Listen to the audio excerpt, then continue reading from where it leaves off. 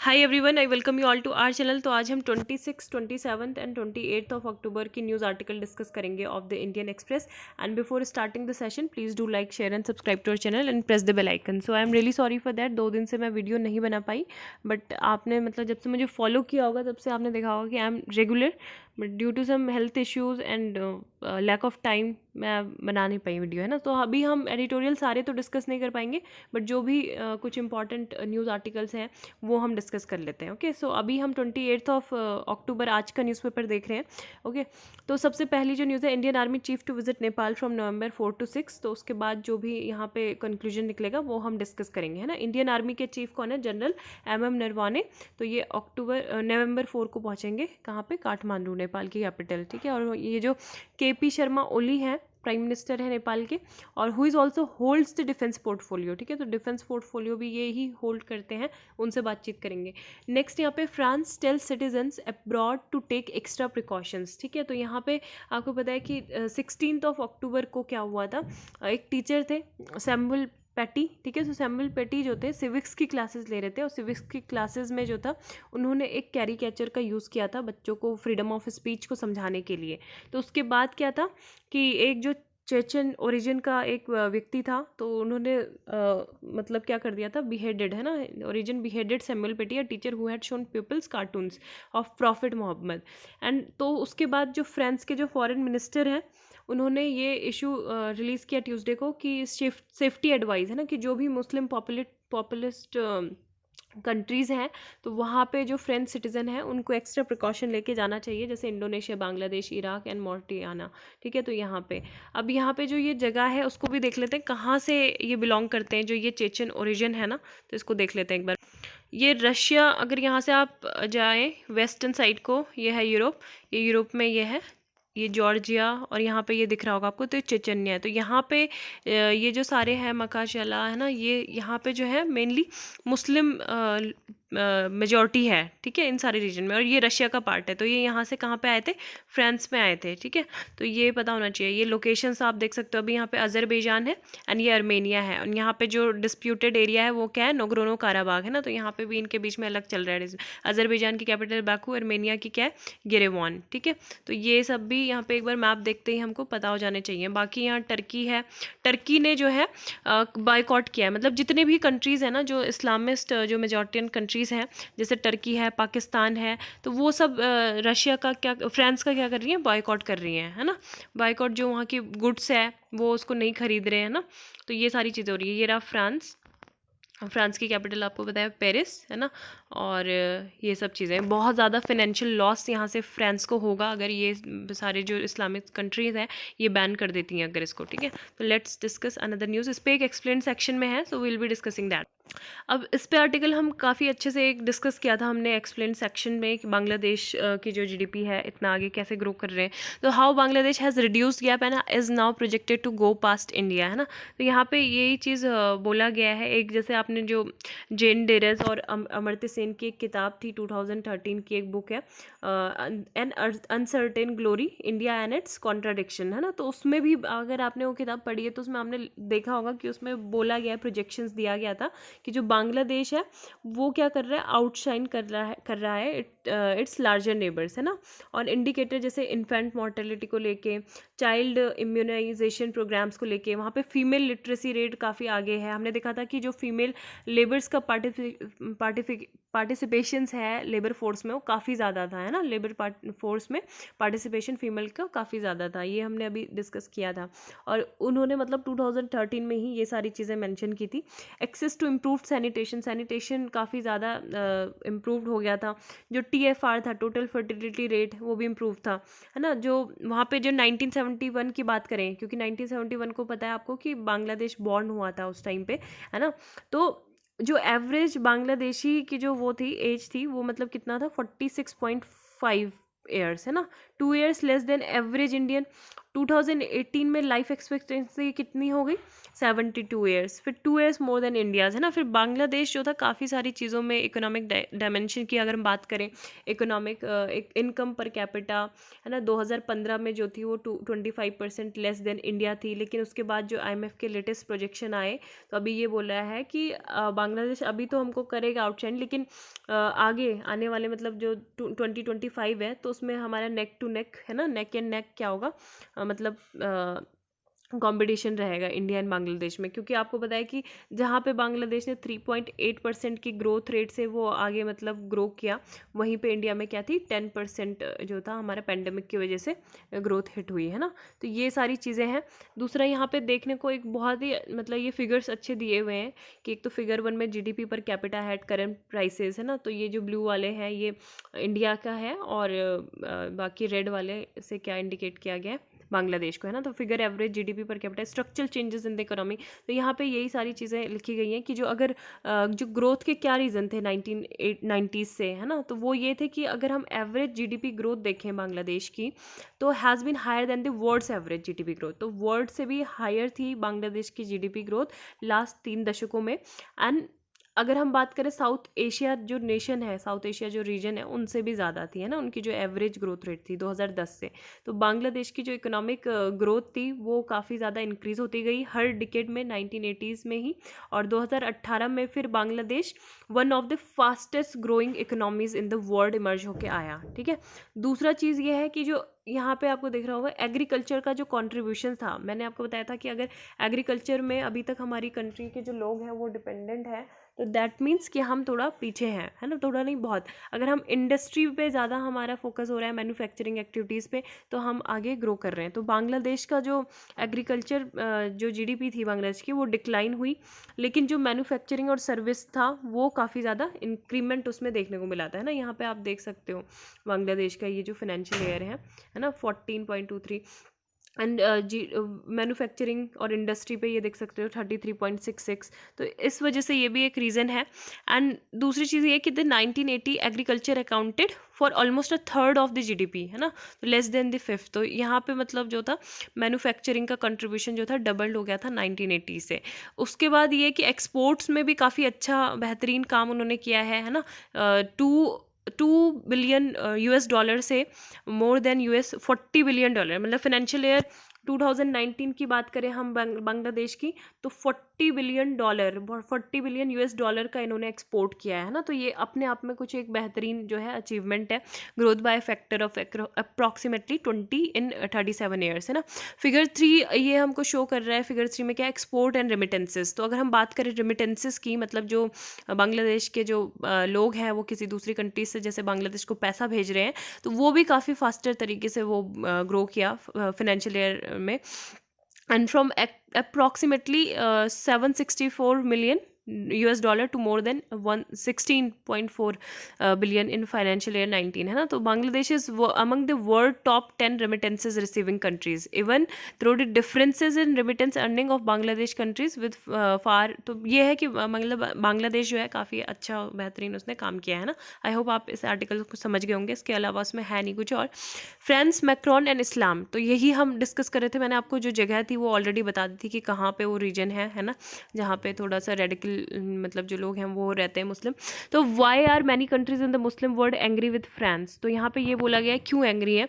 तो अगर हम बात करें फ्रांस की, तो यहाँ पे 5 मिलियन मुस्लिम सिटीजन्स हैं, है ना, जो यहाँ की पॉपुलेशन का 9% है।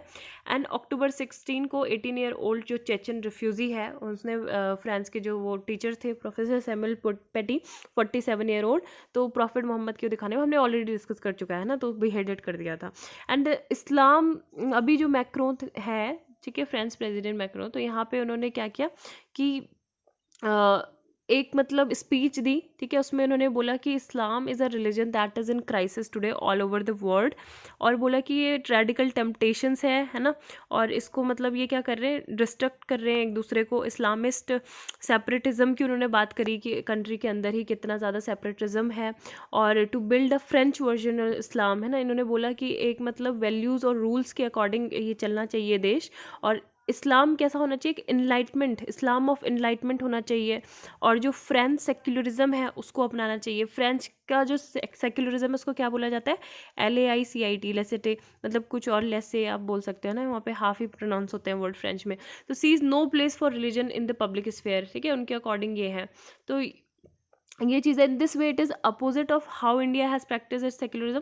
वहाँ पे सेक्युलरिज्म अलग चीज़ है, यहाँ का जो सेक्युलरिज्म हमारे कंट्री में वो अलग है। तो यहाँ पे ये बोला है कि यही चीज़ जो फ्रांस का जो फ्रेंच सेक्युलरिज्म है, तो वो क्या करता है, कॉन्फ्रोंटेशन बना हुआ है ना, डिफरेंट डिफरेंट फ्रांस के जो ग्रुप हैं, जो मैनी इमिग्रेंट्स ग्रुप हैं फ्रांस में, जैसे जो सिख्स भी हैं उनके लिए भी है ना, लेकिन biggest confrontations have been to do with its Muslim citizens. तो ये चीज़ बोला गया, अगर जैसे मुस्लिम्स हैं यूरोप में, और जो 4 मिलियन टर्किश मुस्लिम है जर्मनी में, most French Muslims of today were born in France, तो वो फर्स्ट जनरेशन इमिग्रेंट्स होते हैं वहीं के ही, है ना, फ्रेंच की कॉलोनीज़ के, नॉर्थ अफ्रीका। तो ये चीज़ बोला गया है कि the French constitution demands that those seeking citizenship must commit themselves to integration. लेकिन ये एक इल्यूसिव हमको मतलब लगता है, ऐसा कुछ इंटीग्रेशन वगैरह है नहीं। और यहाँ पे जैसे बहुत सारी जो कंट्रीज़ हैं, इनकी जो मैक्रोन की जो स्पीचेस थी, है ना, ये आप पढ़ सकते हो क्या क्या स्पीचेस में उन्होंने बोला था। तो क्यों इसको क्रिटिसाइज़, मतलब बाकी की जो देश हैं जैसे टर्की है, इस्लामिक कंट्री, पाकिस्तान है, उसको डिनाउंस कर रहे हैं। और टर्की के जो प्रेसिडेंट है रेसिप तैयब एर्दोगन, तो उन्होंने सीधा सीधा ये बोल दिया कि जो मतलब इनको अपना जो मेंटल हेल्थ है वो चेक करना पड़ेगा मैक्रोन को, है ना। और बाकी आपको पता है कि रशिया और मतलब फ्रांस और इनके बीच में, टर्की के बीच में क्या चल रहा है, gas reserve of Cyprus over Nagorno Karabakh, है ना, wars in Libya's and Syria. तो ये सारे कुछ इशूज भी हैं यहाँ पे, जिससे ये आगे और ज़्यादा रेज हो सकते हैं। नेक्स्ट यहाँ पे है Macron controversy will before Paris king, so what triggers in. तो बस इसमें कुछ ज़्यादा कुछ है नहीं ऐसा जो हमारे लिए, बस यही है कि वहाँ पे जो है जो मुस्लिम कंट्रीज़ हैं उन्होंने बायकॉट करना स्टार्ट कर दिया, जो फ्रेंच की इकोनॉमी के लिए बहुत ही ज़्यादा मतलब हार्मफुल होगा। And in Europe France was the country with the highest number of citizen who had left to join ISIS in Iraq and Syria in 2014 and 15। अभी आपको पता है कि वहाँ पे चार्ले हेब्डो पे भी जो अटैक हुए थे उनके ऑफिस में 2015 में, है ना। तो अभी रिसेंटली उनका जो है मतलब कोर्ट में जो है बातचीत हुई है ना, काफ़ी टाइम बाद वो सारी चीज़ें। तो रिफॉर्म्स जो है वो होने चाहिए स्कूल एजुकेशन से लेके मुस्लिम चिल्ड्रन, मतलब कुछ इन्होंने जो एंटी सेपरेटिज्म बिल भी लाए थे मैक्रोन, है ना, तो वो भी काफ़ी कंट्रोवर्शियल था उसमें, क्योंकि इन्होंने इस्लामिक रेडिकलिज्म को ही डाउन करने की बात की थी कि उसका क्रैकडाउन हम कर रहे हैं। एंड काफ़ी सारे मेजर इसमें थे, है ना, यही सारे कि जो चिल्ड्रन है वो ड्रॉप आउट ना करें, stricter controls on mosques and preachers and had caused concern among Muslim in France. तो इस वजह से भी मुस्लिम वहाँ पे काफ़ी ज़्यादा थोड़ा सा क्या है, थोड़ा नहीं बहुत ज़्यादा इनसे एंग्री है ना। तो ये सब चीज़ें हैं यहाँ पे। नेक्स्ट है water on the moon discovery and estimate and why it matters, ठीक है। तो यहाँ पे अभी जो है मतलब मून में जो वाटर मिलना, मतलब ये क्या क्या शो करता है। तो यहाँ पे ये चीज़ है कि जो 2 स्टडी हुई थी, एक नेचर एस्ट्रोनॉमी में साइंटिस्ट ने यहाँ पे रिपोर्ट किया था कि possible findings, possible implications for sustaining humans on the moon in the future, है ना, कि यहाँ पे ह्यूमन भी सस्टेन कर सकते हैं इन फ्यूचर में मून पे। एंड दूसरी जो स्टडी है उसने ये बोला था कि मून की जो सनलेस सरफेस है वहाँ पे वाटर के रिडक्शन हुआ है the first time. The other estimate that the moon's dark shadowy region which potentially contain ice are more widespread than thought, है ना। तो अब ये है कि इतनी ये जो डिस्कवरी है, ये वाटर अगर मून पे कहीं पे मिल रहा है तो हमको इतना मैटर क्यों करता है, ये क्यों इतना इंपॉर्टेंट हो जाता है। तो सबसे मेन तो आपको पता है कि वहाँ पे कहीं पे अगर वाटर मिलता है दैट मीन्स, क्योंकि हमारे जीवन के लिए पानी ज़रूरी है ना, तो वो पोटेंशियल मार्कर होता है एक पोटेंशियल लाइफ का, है ना। दूसरी चीज़ ये होता है कि वो एस्ट्रोनॉट के लिए एक प्रीशियस रिसोर्स होता है लैंडिंग का ऑन द मून, केवल लाइफ को सस्टेन करने के लिए नहीं, लेकिन जो दूसरे पर्पज़ हैं जैसे जो रॉकेट फ्यूल को जनरेट करने के लिए, है ना, तो वो भी उनके लिए ज़रूरी हो जाता है। अब जैसे नासा का ही एटमिस प्रोग्राम है, तो उनका ये प्लान है कि जो फर्स्ट वुमेन है और जो नेक्स्ट मैन है, उनको 2024 तक मून पर भेजना है। तो यहाँ पे स्पेस जो एक्सप्लोरर्स होते हैं, एस्ट्रोनॉट्स होते हैं, तो वो क्या कर सकते हैं, मून के रिसोर्सेज को यूज़ कर सकते हैं। दैट मीन्स कि वो यहाँ धरती से कम पानी वहाँ पे लेके जा सकते हैं ना। What is known about water on the moon, तो प्रीवियसली जो स्टडीज़ हुई थी इंक्लूडेड इसरो का जो चंद्रयान 1 मिशन था, तो उनमें ये प्रोवाइड किया गया था for the existence of water in 2009 the moon mineralogy mapper, ठीक है। तो M3 जो इंस्ट्रूमेंट था चंद्रयान का, उसने ये फाउंड किया गया था कि पोलर रीजन में मतलब वाटर के मॉलिक्यूल्स हैं, है ना। तो उस टाइम पे ये M3 का जो डेटा था वो उसमें ये बोला गया कि यहाँ पे डिटेक्शन किया गया है मैग्मेटिक वाटर का। अब मैग्मेटिक वाटर क्या होता है? मैग्मेटिक वाटर कि जो वाटर ओरिजिनेट होता है फ्रॉम द डीपर इंटीरियर्स, ठीक है, मून का जो सरफेस में डीपर इंटीरियर से जो वाटर ओरिजिनेट हुआ है उसको क्या बोलते हैं? Magmatic waters. एंड तो इससे मतलब वहाँ पे पता चलता है कि यहाँ पे क्या है, वाटर के मॉलिक्यूल्स हैं। अब जो न्यू डिस्कवरी है ये बोला जा रहा है कि यहाँ पे जो this time it is confirmed hydroxyl जो मॉलिक्यूल्स है हाइड्रोजन के डिस्कवर्ड इन कैल्वियस क्रेटर, है ना, ये मून का जो सदर्न हेमिस्फीयर है वहाँ पे ये क्रेटर है Clavius. It also shows water on the moons is not restricted to the shadowy region, है ना। तो जो सोफिया है, सोफिया क्या है? Which is modified Boeing 747 SP jetliner that flies at altitude up to 45,000 feet. तो ये इसके पास एक इंफ्रारेड कैमरा भी लगा हुआ है, ठीक है, सोफिया के पास क्या लगा हुआ है? इंफ्रारेड कैमरा है। तो इससे जो वेवलेंथ है यूनिक टू वाटर मॉलिक्यूल्स, तो ये भी पता चलेगा इससे, ठीक है। How could water have form, तो वाटर कैसे फॉर्म हुआ वहाँ पे, ये सब चीज़ें भी पता चलती हैं। और दूसरी बात ये है कि जो सोफिया है वो क्या करेगी? वाटर के जो एडिशनल मतलब जो सनलाइट लोकेशंस है वो सारी चीज़ें उसको देखेंगे। And water is produced and stored, किस तरीके से प्रोड्यूस किया जाए, उसको स्टोर किया जाए, ये सब चीज़ें भी देखी जाएगी। नेक्स्ट जो यहाँ पे इम्पॉर्टेंट न्यूज़ है, लेट्स सी। तो ये जो 2 आर्टिकल है इतने ज़्यादा इंपॉर्टेंट नहीं लगे मुझे, माई कोविड-19 फैमिली। तो यहाँ पे बस ऑथर का ये कहना है, महेश रहमान का, कि यहाँ पे जैसे जो ग्रुप ऑफ कोरोना वायरस की जैसे हॉस्पिटल में गए, अपना ये पूरा एक्सपीरियंस इन्होंने लिखा है, ठीक है। मैंने पूरा आर्टिकल पढ़ चुका है, तो जो इंपॉर्टेंट है बस वही मैं बता रही हूँ, आपको अपना टाइम ख़राब करने की ज़रूरत नहीं है इसमें। तो ये यहाँ पे जो कंट्रोवर्सी है, मतलब यहाँ पे जैसे लोग बहुत सारे लड़े थे ना रिलीजियस ग्राउंड्स पे कोविड-19 में भी। तो ये बोला गया कि group of corona virus patients from diverse backgrounds comes together in a hospital ward in Delhi to help heal each other and transcend the climate of hated and hostility outside, ठीक है। तो ये बोला गया है कि वहाँ पे जो पेशेंट थे, जैसे एक वार्ड में रखा गया था इनको, तो वहाँ पे बहुत ज़्यादा सपोर्टिव थे, एक दूसरे को इनकरेज कर रहे थे, एक दूसरे को एडवाइस कर रहे थे। और वो बिल्कुल क्या थे? टोटल स्ट्रेंजर्स थे, है ना। उनको मतलब रिलीजियस कास्ट और क्रीड इस सब चीज़ों से फ़र्क नहीं पड़ता। तो ये चीज़ बोला जा रहा है कि इतनी ज़्यादा मतलब जो ये लोगों ने इतना क्रिएट किया हुआ है हमारी कंट्री में, है ना। चाहे यहाँ पे भी देखने को मिल रहा होगा आपको कि अलग अलग प्रदेशों से वो आए थे, है ना। तो फिर भी क्या था कि मतलब जो एंग्जाइटी थी उस टाइम पे, तो वो लोगों से बातचीत करके वो ठीक हो जाती है। और हमारे इंडिया में तो है ही, हमारे इंडिया में मतलब जब हम आपस में किसी से बातचीत करते हैं तो हम उसका कोई धर्म वगैरह ऐसे नहीं देखते, है ना। हम उससे मतलब वैसे एक ह्यूमन बीइंग हम कनेक्टेड हो जाते हैं, उससे कनेक्ट होते हैं। तो यही सारी चीज़ें कि हम मतलब आगे इससे सीख सकते हैं, ज़्यादा कुछ है नहीं इस आर्टिकल में। देन गिव, वैसे तो अच्छा मैसेज है, बहुत ही अच्छा मैसेज है। अगर ऐसा हो जाए अगर मतलब तो कुछ ऐसे जो रिलीजियस ग्राउंड्स पे जो दंगे वगैरह होते हैं, ये सब चीज़ें कुछ हो ही ना, है ना। गिव रिफॉर्म्स अ चांस, तो रिफॉर्म्स अ चांस, तो यहाँ पे जो सेंट्रल फार्म बिल्स है, तो ये स्टेट्स को एक अपॉर्चुनिटी देता है कि वो जो फार्मर्स के रिगार्डिंग जो बिल है उसको क्या कर सके, लिबरेट कर सके, अपने तरीके से यहाँ पे अलाउ कर सके, है ना। तो आर्टिकल 254 जो है कॉन्स्टिट्यूशन, तो यहाँ पे पंजाब गवर्नमेंट ने ये पास किया इट्स ओन बिल्स, है ना। तो कोई जो सेंट्रल एक्ट्स के जो कुछ प्रोविजंस है उनको नलीफाई करने के लिए ये किया गया। उसके बाद सिमिलर एक्शंस किसके द्वारा किए गए? छत्तीसगढ़ और राजस्थान गवर्नमेंट ने भी यही किया, है ना। तो ये सब बोला गया है कि कॉन्स्टिट्यूशन में अगर हम एग्रीकल्चर की बात करें तो कृषि कौन से सूची का विषय है? तो राज्य सूची का, है ना। स्टेट लिस्ट में कृषि आता है। और implying that state governments are required to address all issue relating to it. तो लेकिन जो सेंटर है, सेंटर ही मतलब उसको मेन डोमिनेशन जो होता है वो सेंटर का होता है, क्योंकि सेंटर ही क्या करता है? डिसाइड करता है और अनाउंस करता है जो सपोर्ट प्राइसेस होते हैं मेजर क्रॉप्स के लिए एंटायर कंट्री में, ठीक है। इसके अलावा it also decide bank loan waivers की भी अगर बात होती है, या फिर बात होती है इंटरनेशनल एग्रीमेंट्स की, या फिर मल्टीलेटरल ट्रेड की, एग्रीकल्चर प्रोडक्ट्स की, तो ये भी सारे किसके डोमेन में आते हैं? यूनियन गवर्नमेंट के डोमेन में ये सारी चीज़ें आती हैं, है ना।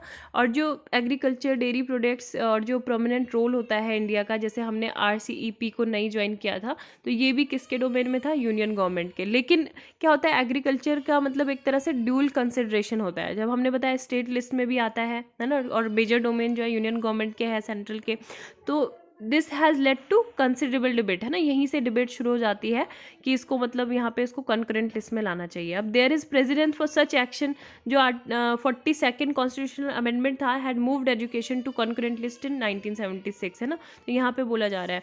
अब जो some other constitutional provision in the union and concurrent list provide legal justification, कि जो सेंटर का जो इंटरवेंशन है ना, उसको लीगल भी जस्टिफिकेशन कैसे प्रोवाइड करता है कि जो 33 है ना, कॉन्करेंट लिस्ट में जो एंट्री 33 है, वो क्या करता है, लिमिट करता है पावर ऑफ स्टेट, है ना, स्टेट की पावर को, एग्रीकल्चर में जो स्टेट की पावर है उसको लिमिट करता है यहाँ पे, क्योंकि ये क्या करता है, by empowering both governments to legislate on production, है ना, कि दोनों ही गवर्नमेंट क्या कर सकती है, प्रोडक्शन भी कर सकती है, ट्रेड भी कर सकती है, सप्लाई भी कर सकती है एग्रीकल्चर फूड स्टफ के, रॉ मटेरियल के, या तो फिर यहाँ पे स्टेट को ही ये पावर दे देते ना, यहाँ पे दोनों को ही ये पावर मिली हुई है। इनफैक्ट जो सरकारी कमीशन था had opined on the union government using entry 33 to promulgate the जो एसेंशियल कमोडिटी एक्ट था 1955 का। तो यहाँ से मतलब ये सिग्निफिकेंटली इन्हांस करता है सेंटर्स की पावर को, और जो जितने भी जो लॉ है जो आर्टिकल 254 के अंतर्गत जो पास हो रहे हैं, 254 का सेक्शन 2, तो ये बाईपास करता है सेंट्रल लेजिस्लेशन को, है ना। तो बस यही सारी चीज़ें इसमें डिस्कस की गई हैं कि यहाँ पे मतलब जो दूसरे जो है स्टेट, तो उनको भी और बोल सकते हैं ऐसे, है ना, कि आप भी ऐसा कर लो। लेकिन होता है क्या है, अब जैसे पहले ये हुआ था 2015 में, जब एनडीए गवर्नमेंट मतलब उन्होंने वो, आपको पता है कि राज्यसभा में उनके पास मेजॉरिटी नहीं थी, है ना, तो लैंड एक्विजिशन एक्ट जो था पास करना था यूपीए 2 में, तो वहाँ पे इनएडिक्वेट मेजॉरिटी की वजह से वो पास नहीं हो गया।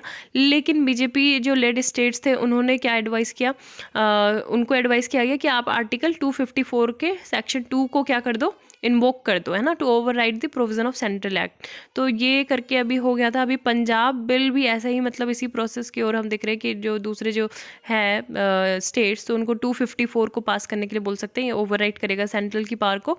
एंड द पंजाब गवर्नर, अगर जैसे ये होता है ना कि जैसे अगर स्टेट गवर्नमेंट है, ठीक है, तो गवर्नर के पास बिल भेजा है कोई भी, तो गवर्नर ने अगर उसको समझ नहीं आ रहा है गवर्नमेंट को, तो वो बोलेगा आप इस पर रिथिंक करो, इसको अमेंड करके फिर भेजो या फिर कुछ भी। तो इन्होंने इसको बिना अमेंडमेंट के भी अगर भेज दिया गवर्नमेंट के गवर्नर के पास, तो फिर गवर्नमेंट मतलब क्या है, इट इज़ बाउंड, है ना, ये मतलब ये बाउंड हो जाते हैं कि उनको ये प्रेसिडेंट के पास भेजना ही पड़ेगा, है ना। तो ये सब चीज़ें हैं इसमें कुछ कंसर्न। नेक्स्ट यहाँ पे जो आर्टिकल है, ये इंपॉर्टेंट आर्टिकल नहीं है, रेजिस्ट द बाइनरी, तो ये से रिलेटेड है कि सेंटर को मतलब थोड़ा केयरफुल होना चाहिए दिल्ली के एयर पोल्यूशन को देखते हुए, कि प्यूनेटिव एक्सरसाइज भी लेनी चाहिए अगेंस्ट पंजाब फार्मर्स, है ना, क्योंकि आपको पता है स्टेबल बंडिंग का जो इशू है वो लगातार आता रह रहा है ना। चाहे हमने क्या कर लिए, ईपीसीए के द्वारा जो ग्रेडेड रिस्पॉन्स एक्शन प्लान है ना, GRAP, तो वो भी स्टार्ट कर दिए गए थे 2017 में, जहाँ पे क्या होता है, जो incremental set of incremental measures लिए जाते हैं कि आपको अगर जिस तरीके से मतलब जो एयर है उसकी क्वालिटी ख़राब होती जा रही है ना, पोल्यूशन लेवल थोड़ा बढ़ता जा रहा है, तो उस हिसाब से आप क्या करोगे, शट डाउन करोगे। कहीं पे अगर पुअर है तो आप फैक्ट्रीज़ को क्या कर दोगे, शट डाउन भी कर सकते हो, मतलब सीवियर अगर हो रही है, अगर जैसे पुअर हो रही है तो जो आप सेग्रीगेट कर सकते हो, जो आपके डिस्पोजल करते हो आप कूड़े कचरे का, है ना, तो ये सारी चीज़ें उसमें सेट ऑफ मेजर्स लिया जाता है, जनरेटर को बंद किया जाता है। तो इसी तरीके से यहाँ पे बोला जा रहा है कि जो हर साल क्या होता है, जो पंजाब और हरियाणा के जो किसान होते हैं, वो अपने पैडी क्रॉप को जब हार्वेस्ट करते हैं, तो उसके बाद उनके पास क्या रह जाता है, वो जो मतलब खेत फील्ड में क्या रह जाता है, स्टबल रह जाता है ना, उसके रेजिड्यू रह जाता है, भूसा वगैरह। So though there have been some attempts, है ना, तो वो उसको कुछ काम तो करते हैं कि वो मतलब क्या करते हैं कि उस स्ट्रॉ से क्या करें, वो उसको फ्यूल में कन्वर्ट कर दें। लेकिन इसका काफ़ी ज़्यादा मतलब इतनी वैल्यू है नहीं, it has a very little commercial value, तो इसलिए उनको फ़ायदा नहीं मिलता। बल्कि उसका क्या होता है, मैनुअल लेबर जो होता है ज़्यादा लगता है, और जो स्टबल होता है वो बहुत मतलब एक्सपेंसिव भी होता है, उसको स्टबल को एक्सट्रैक्ट करना, उससे फ्यूल को एक्सट्रैक्ट करना, और टाइम कंज्यूमिंग भी होता है ना। तो ये सारी चीज़ें, और इतना ज़्यादा टाइम तो उसके पास होता नहीं है फार्मर्स के पास कि वो दूसरे क्रॉप के लिए ये सब चीज़ें का वेट करे। तो उसको क्या सही लगता है कि सीधा वो उसको सेट फायर कर दे, मतलब जला दे उसको, है ना। तो इस वजह से जो विंड्स होती हैं वो फ्यूम्स को मतलब वहाँ से दिल्ली हरियाणा से पंजाब से कहाँ लाती हैं, पंजाब हरियाणा से दिल्ली की ओर लाती हैं उस फ्यूम को, which has few natural avenues to flush out the toxin, है ना। तो तभी ये जो पर्टिकुलर मैटर है PM 2.5, तो ये सब चीज़ें होती हैं, है ना। सो agriculture practice without giving them viable alternatives. तो आपने ये बोला है कि ठीक है फार्मर्स को हम कुछ ये भी दे रहे हैं कि जैसे जो प्रैक्टिस है ना, आप वो उसका यूज़ करो, कुछ जो डिवाइसेस हैं उनका यूज़ करो, लेकिन जो ये मशीन्स हैं, सब्सिडाइज मशीन्स हैं, ये भी इतना ज़्यादा हेल्पफुल नहीं हो रही है, क्योंकि फार्मर्स ये सोचते हैं कि एक तो ये इतना ज़्यादा एक्सपेंसिव, दूसरा फार्मर्स ये सोचते हैं कि भाई एक साल में हम एक ही बार इसका यूज़ करेंगे तो फ़ायदा क्या है इसका, है ना, इतना कम यूज़ होगा तो वो खरीदते ही नहीं है, will use only once a year. तो ये सारी चीज़ें आप जब तक उनको अल्टरनेटिव नहीं दे रहे हो तब तक ये जो प्रैक्टिस है बंद नहीं होगी, और कुछ ऐसा अल्टरनेटिव होना चाहिए कि जिसका वो हमेशा मतलब यूज़ भी करें, है ना। तो यही सारी चीज़ें यहाँ पे बोली गई हैं। अवेयरनेस कैंपेन चलाने चाहिए, इंसेंटिव्स दिए जाने चाहिए, हैवी हैंडेड मेजर्स में end up doing more harm than good. तो ये चीज़ है, अच्छा आर्टिकल था। Then back to future, back to future आपको पता है कि अभी मीटिंग हुई थी, ठीक है, 2+2 डायलॉग होता है, 2+2 डायलॉग किसके बीच में, ये यूएस है और ये इंडिया है। यूएस के defence minister and external affair minister, foreign minister, ठीक है, इंडिया के defence minister and external affair minister Mike Pompeo and जो पेंसर ये क्या नाम था उनका, मैं भूल गई, है ना, तो वहाँ एस्पर था शायद, यूएस के जो फॉरेन मिनिस्टर हैं। तो इन दोनों के बीच में राजनाथ सिंह और जो एस जयशंकर है, सुब्रमण्यम जयशंकर, तो उनके बीच में बातचीत हुई थी। तो यहाँ पे जो मेजर जो अग्रीमेंट होना था साइन, वो क्या होना था, बेका का, ठीक है, BECA, that means basic exchange and cooperation agreement, ठीक है। तो ये 2+2 डायलॉग में ये साइन हुआ, और ये बहुत ही ज़्यादा मतलब ब्रेक थ्रू एग्रीमेंट इसको बोला जा सकता है, क्योंकि ये जो फाउंडेशनल एग्रीमेंट थे उसी का एक पार्ट है ना। फाउंडेशनल एग्रीमेंट में एक क्या था, GSOMIA, ठीक है, जिस्मोया मतलब कुछ भी बोले उसको, GSOMIA, that means general security of military information agreement, ठीक है। तो ये साइन किया गया था 2002 में, जब उस टाइम पे अटल बिहारी वाजपेयी जी की सरकार थी, ठीक है। और उसके बाद जो था, ये इनको सीरीज़ वाइज आप याद रखना, है ना, ये फाउंडेशनल जो एग्रीमेंट है उनकी सीरीज़ है ना। यहाँ पे मैं थोड़ा ठीक तरीके से लिखती हूँ। तो फर्स्ट था GSOMIA, जो साइन हुआ था कब, अटल बिहारी वाजपेयी जी की सरकार में 2002 के टाइम पे, ठीक है। उसके बाद जो हुआ लिमोवा, ठीक है, logistic exchange memorandum of agreement, है ना। तो ये 14 सालों बाद हुआ, 2016 में ये साइन हुआ। देन क्या हुआ, कॉमकासा, ठीक है, COMCASA।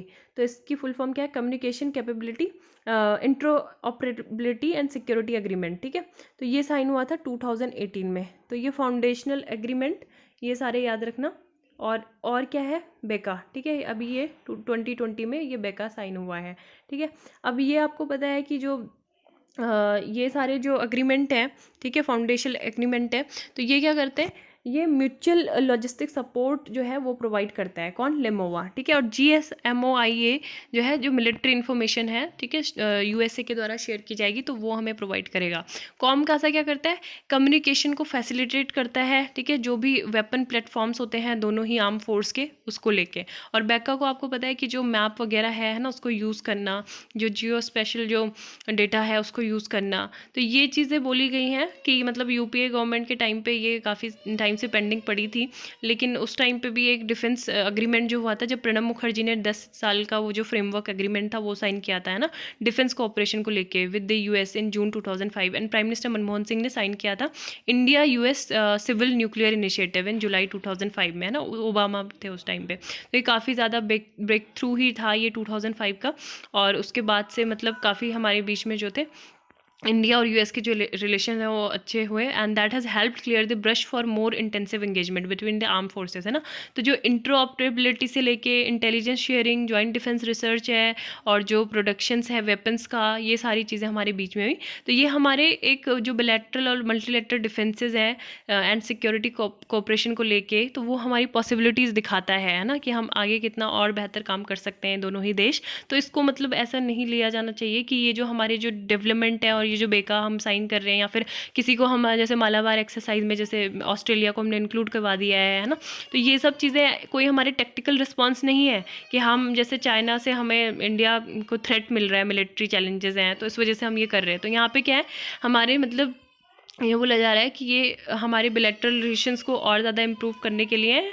And defence dialogue with the US has a longer history than either country concerns about China. Substantive and standardised cooperation between the two defence establishments will serve the long term interest of a rising India and America, है ना। जो भी global security burden है उसको restructure करने में ये काफ़ी हेल्पफुल रहेगा। ट्रम्प चैलेंज इंपॉर्टेंट नहीं है।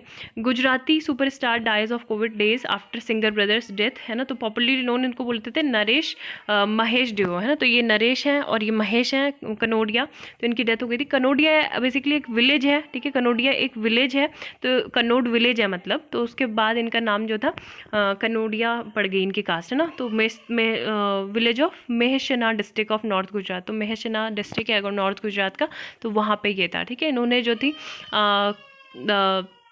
डाइड टुगेदर है 2 days आफ्टर। तो पहले जो महेश कनोडिया है उनकी डेथ हुई थी। तो ये बस ये याद रखना कि जो ये Gujarati cinema superstar turned politicians भी ये थे। True brother started their career in Gujarati cinema together in Veli Ne Aavya Phool 1969 में, ठीक है। तो इन्होंने यहाँ पे प्लेबैक सिंगर के रूप में काम किया था और गुजराती सिनेमा के सुपरस्टार इनको बोला जाता है। 300 फिल्म्स नरेश ने की थी, कैरियर स्पैनिंग सेवरल डिकेड्स। इन 2012 इनको दादा साहब फाल्के अवार्ड भी इनको मिला था, ठीक है। His name was Naresh Kumar. उसके बाद कनोडिया मैंने बता दिया क्यों पड़ा इनका नाम, ठीक है। तो ये इंपॉर्टेंट था जानना। नेक्स्ट जो इम्पॉर्टेंट न्यूज़ है दैट इज़ रिलेटेड टू ये बिहार में इलेक्शन स्टार्ट हो रहे हैं तो उसी से रिलेटेड है, ठीक है। और यहाँ पे जो है waste to power plant launched at Ghazipur market, ठीक है। तो चीफ मिनिस्टर जो अरविंद केजरीवाल है उन्होंने 15 tons per day waste to water plant जो गाजीपुर पोल्ट्री मार्केट है तो वहाँ पे इस्टेब्लिश किया है। And using the process of biogasification the plant can convert organic waste, जो ऑर्गेनिक वेस्ट होगा bringing up to 15 tons into 1500 units of electricity, है ना। तो इसके जो कॉस्ट ऑफ जो मैनेजिंग और operating the plant for 6 years कितना होगा 1.11 करोड़ होगा, ठीक है। तो ये है WTP, याद रखना, वेस्ट टू पावर प्लांट। और यहाँ पे air quality to remain very poor till month end, है ना। तो यहाँ पे सेंटर सिस्टम जो है क्या है, air quality and weather forecasting and research SAFAR है। और जो एयर क्वालिटी इंडेक्स है वेरी पुअर रहेगी वो 5th डे, है ना, पुअर ही थी। 312 लोअर देन 353 रिकॉर्डेड मंडे। और CPCB क्या, सेंट्रल पोल्यूशन बोर्ड, है ना, सेंट्रल पोल्यूशन कंट्रोल बोर्ड। और दूसरा यहाँ पे एक और बॉडी है अर्थ साइंसेज मिनिस्ट्रीज अर्थ अर्लीज वार्निंग सिस्टम EWS, अर्थ वार्निंग सिस्टम्स, है ना। यहाँ पे हम ये सब चीज़ों के बारे में अगर हमें लास्ट में आखिर में टाइम मिलेगा तो हम डिस्कस कर लेंगे उसको एक बार। यहाँ पे जो अंकिदास है, अंकिदास पता होना चाहिए आपको, फेसबुक से इन्होंने रिज़ाइन कर दिया है। ये बोल रही हैं कि इनको पब्लिक सर्विसेज में मतलब जाना है। और बाकी यहाँ पे ये कि Facebook policy director India and South Central Asia Ankhi Das is leaving the firm, है ना। तो ये चीज़ है। तो ये जब अपेयर हुई थी जो पार्लियामेंट जॉइंट कमेटी है personal data and protection bill की, उसमें जब क्वेश्चन किया गया था कि जो फेसबुक के एडवर्टाइजमेंट मॉडल है उनको लेके, है ना, कि ये जो टारगेट कर रहे हैं ऑडियंसेस को, तो इस वजह से। और यहाँ पे इसको हेड कौन कर रहा था इस कमेटी को, शशि थरूर, है ना। तो ये भी पता होना चाहिए। तो नेक्स्ट न्यूज़ देख लेते हैं। ये 26 का है न्यूज़पेपर। तो सैमसंग के जो चेयरमैन थे ली कुन he who turned companies into global power house, ठीक है। मेजरली मतलब जो सैमसंग इलेक्ट्रॉनिक्स है तो उसके जो चेयरमैन थे ये इनकी डेथ हो गई थी, ठीक है, 78 के। तो grew the Samsung group into south Korea. तो साउथ कोरिया की बिगेस्ट कॉन्ग्लोमरेट है, ठीक है। बिकम कंट्रीज रिचेस्ट पर्सन भी बन गए थे ये सैमसंग, ठीक है। सैमसंग सियोल में इनका ऑफिस है सैमसंग का। तो ये भी पता होना चाहिए। यहाँ पे जो नेक्स्ट न्यूज़ थी ये तो इसी से रिलेटेड थी, बाइडेन और उससे ट्रम्प से रिलेटेड। Opposition wins presidential election for first time since 1977, ठीक है। तो सेशल ने इलेक्ट किया है जो अपोजिशन कैंडिडेट है फर्स्ट टाइम 1977 से, ठीक है। इनका नाम क्या है, विनर वोविल रामक्लावन। तो अगर कहीं पे पूछा जाता है विविन रामक्लावन कहाँ के अभी न्यूली प्रेसिडेंट अपॉइंट हुए हैं, है ना, तो ये आपको थोड़ा सा अपने ध्यान में होना चाहिए ये क्या था। नेक्स्ट जो यहाँ पे जो न्यूज़ थी देख लेते हैं एक बार क्या ये एडिटोरियल्स हैं, है ना। और seaplane for the first flight to statue of unity to arrive in Gujarat today, ठीक है। तो सी प्लेन जो था ये साबरमती रिवर फ्रंट को कनेक्ट करेगा अहमदाबाद के जो स्टैचू ऑफ यूनिटी है, ठीक है, जहाँ पे केवडिया है, नर्मदा डिस्ट्रिक्ट में एक टाउन है केवडिया, ठीक है। तो वहाँ पे उसको, ठीक है, कहाँ से, साबरमती रिवर फ्रंट से स्टैचू ऑफ यूनिटी। तो ये है, ये Kochi in India on Sunday from Male in Maldives and will arrive in Gujarat on Monday a week before takes it official inauguration flight prime minister Narendra Modi October 31, ठीक है। October 31 को आपको पता है ना क्या होता है, जो सरदार वल्लभ भाई पटेल है उनकी जयंती होती है। Defence wing sea planes which will be operated by Spice Jet, है ना, इज अ ट्विन आउटर 300। तो इसकी जो एरियल डिस्टेंस होगी अहमदाबाद और केवड़िया के बीच में वो 200 किलोमीटर्स की होगी। और ये असिस्टेंट प्रोवाइड करेगा berthing facility and naval jetty and refuelling for their own ward journey, है ना। तो ये चीज़ है, ये काफ़ी इंपॉर्टेंट न्यूज़ थी, इसको आप याद रखना। बाकी की जो थी नजफगढ़ लेक है, ponds in 100 acres of farm land. तो ये आप मुझे बताएं नजफगढ़ जो लेक है वो है कहाँ पे, है ना, लोकेटेड। बाकी इसमें कुछ ज़्यादा इंपॉर्टेंट था नहीं।